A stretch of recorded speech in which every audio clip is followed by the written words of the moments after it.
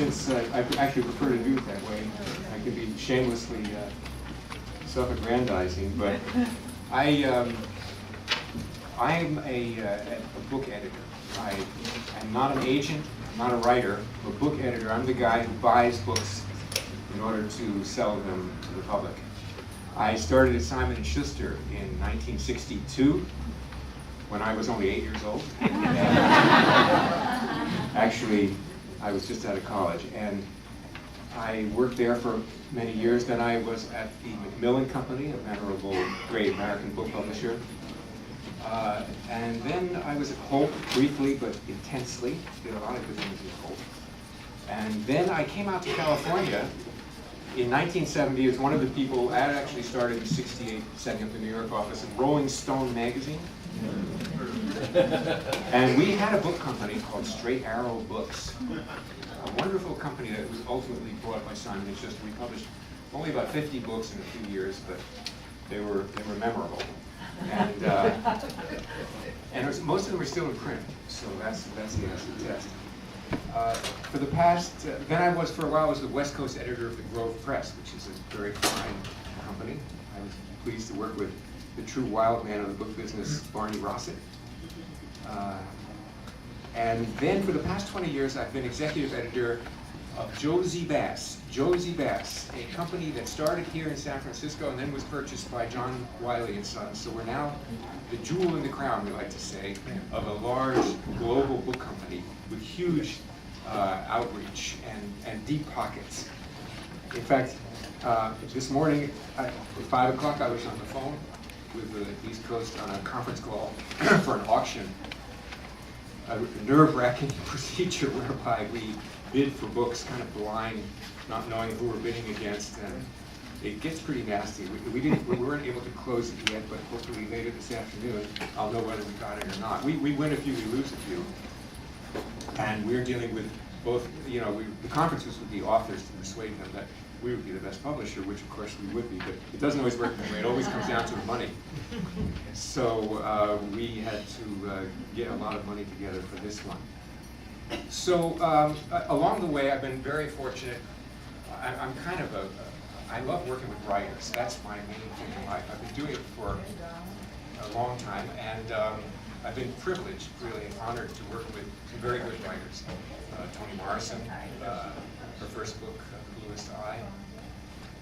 Tom Robbins, I did a couple books with Tom, he's still a close friend. Hunter Thompson, who met with this very sad ending, but we did 5 books together. He nearly killed me, but it ultimately did kill him. The late Hunter Thompson. And, you know, a lot of other people. Some, you know, celebrities, Shirley MacLaine, Jane Russell, Frank Capra, you know, some serious literary writers you may have ever heard of, Jerzy Kosinski. And I did some wonderful books by people, Dee Brown's book, Bury My Heart in Wounded Knee. So I've had a lot of real commercial success. But I haven't mentioned books that didn't make money, that I deeply loved anyway. But there are quite a few of those too. So that's where I'm coming from. I'm a guy who has to make a living in a tough business, trying to acquire and develop books, acquire meaning to sign them up, which is what I'm doing now in this auction situation this morning. And there's another one on Tuesday. And then develop them. Develop them, it's not copy editing, it's working with the writer to make a better book. Often from the very point of conception. That is to say, I may go to the writer with an idea for a book. Or the writer, I may see a writer who's done something interesting, a journal article, a magazine article, or even a lecture somewhere, where I read about it in the newspaper, and I say, hey, why don't you write a book? You know, so there are a lot of different ways to get books.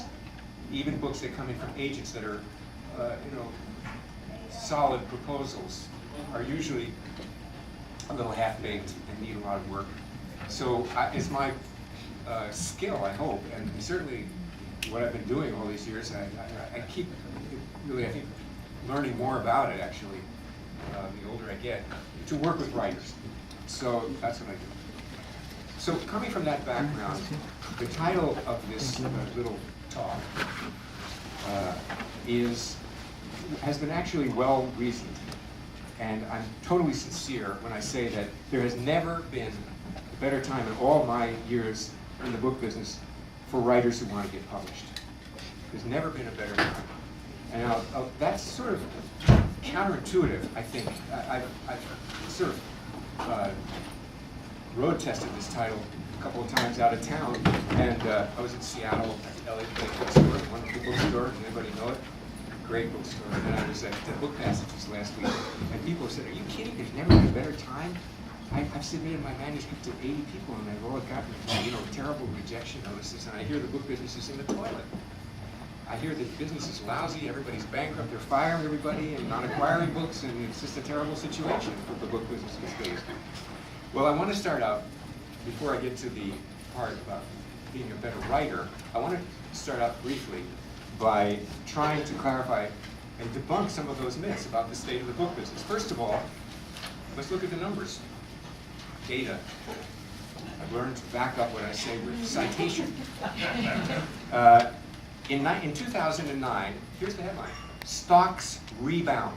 Stocks rebound. The book business did very well in 2009 in terms of the price of the stock. Our stock at John Wiley went up 17.7%. Pretty good, but holy cow. Amazon went up 162%. McGraw-Hill went up, where is that?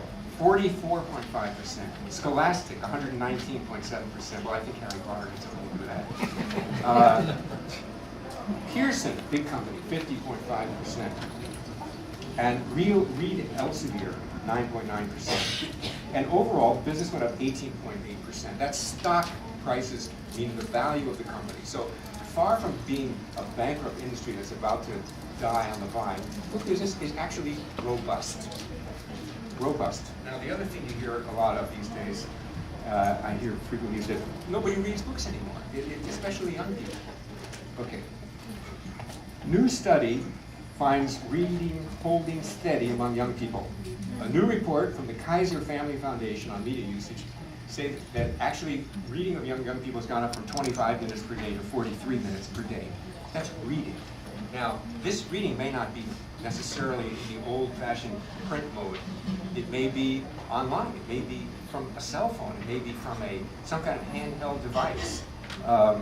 It may be from an iPhone, which has a very fine way of reading. I use it all the time when I'm standing in line or I'm in a big hurry. And I think we're going to be seeing a lot more of that, where people are reading, people are writing, and they're just doing it in a different way, different forms, different platform, as they say these days, different medium.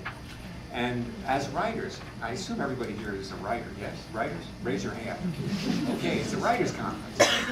I know there's some ringers here who are and spies for the other editors, but my competitors. But this is a writers' conference, and as a writer, one of the most interesting things that we're going to talk about is how the role of the writer has really changed since 1962. And it's important for you all to be aware of that and to understand all the different opportunities that this presents to a writer that is beyond the old-fashioned just getting a book in print. So people are reading, business is good, sales are good. Now, overall, the book business went up about 5 or 6% last year in sales, right? Unit sales, not dollar sales. Dollar sales were kind of flat, but unit sales, and that's an average. So some things, I just attended a great session on YA. Some fields are really booming. Young adult books, middle grade books, really interesting books coming out now for young people. That part of the business is booming. Romance is booming. Maybe it's always been booming, but it's really doing well. Debut novels are booming. Debut novel means first-time authors. More first novels were published in 2009 than ever before in history. And I'm talking about commercial book publishing, not self-publishing, which we'll get to, which is another whole honorable way of doing your books these days in a hurry. So parts of the business are doing less well, and so the average is up a little bit, and some fields are booming, if you happen to be writing that kind of a book.